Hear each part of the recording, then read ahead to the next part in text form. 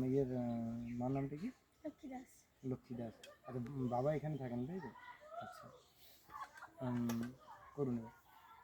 আচ্ছা, আমরা আজকে এখন এসে উপস্থিত হয়েছি লক্ষ্মী রানী দাসের বাড়িতে, পাথরঘাটি ব্লকের কিশোরীনগর গ্রামে। আমরা এমন একজনের বাড়িতে উপস্থিত হয়েছি, এই লক্ষ্মী রানী দাস, উনি দুই মেয়েকে নিয়ে থাকেন। আপনারা দেখছেন ভিডিওর মাধ্যমে। এই যে ঘরখানা নির্মীয়মান অবস্থায় পড়ে রয়েছে। আর্থিক অভাবে ঘরটাও বানাতে পারছেন না, দিনমজুরি করে চলে। মা এখন কোথায় গেছে? কাজ করতে। কোথায় কাজ করতে গেছে? লোকের বাড়িতে। আচ্ছা, কি কাজ করে?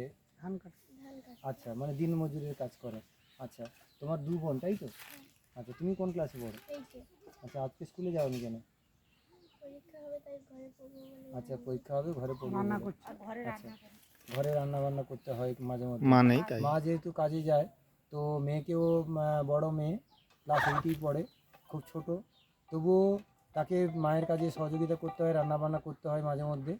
এরকম খুব কষ্টের মধ্যে, আর্থিক অনটনের মধ্যে দিয়ে দুটো মেয়েকে নিয়েই লক্ষ্মী রানী দাসের লক্ষ্মীর সংসার চলছে। তো আমরা ইচ্ছে পূরণের সংগঠনের পক্ষ থেকে আমরা চেষ্টা করছি কীভাবে আমরা ওনাদেরকে সহযোগিতা করতে পারি। মা এই মুহূর্তে নেই, কাজে গেছে, দিনমজুরের কাজে গেছে। আমরা ওনাদের তথ্যটা নথিভুক্তকরণ করলাম। আমরা আগামী দিনে কতটা সাহায্যের হাত বাড়িয়ে দিতে পারি সেটাই আমরা চেষ্টা করব। নমস্কার।